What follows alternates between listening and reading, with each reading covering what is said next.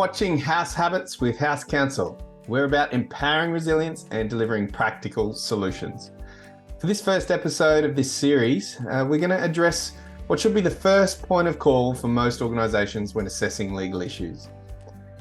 Performing an appropriate legal risk assessment. Now, I know many of you, that doesn't sound enthralling. I get it. It certainly doesn't sound like core business or mission. The issue we often see is that when people aren't prepared for what real risks they face, they end up reacting rather than operating from a position of resilience. If you know what it's like to go wrong legally in your business, then you'll know that those reactionary costs can be high, legal costs in particular. And it takes you away from your core business instead of being able to focus on it. So people might see the word as governance.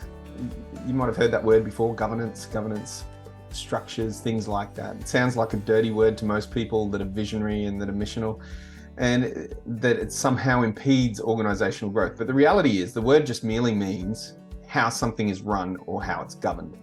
So when it comes to risk analysis, risk profiling, organizations need to deeply consider these risks, whether they be consumer risks in a consumer organization, whether they be other types of employee risk. For organizations in today's world, employee flight risk is a real issue to consider.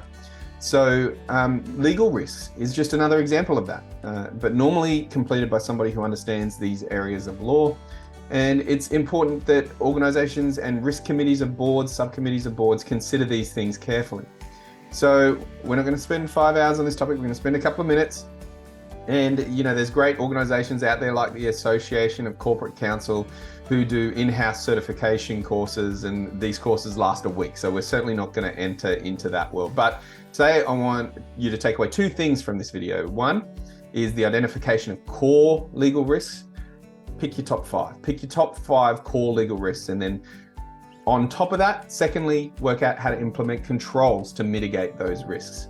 So if we're going to talk legal risk for a second, think about what categories of legal risk could be out there. You've got anti-money laundering risk, you've got competition risk. So, and what I mean by competition risk is this whole idea of cartel behavior within organizations. You might have heard of some of the big cases around some of that cartel or antitrust style legal risk that exists. And then you've got conflicts of interest, you've got corporate social responsibility. You might have seen the term ESG thrown around a lot these days, and the term of greenwashing. What does that mean?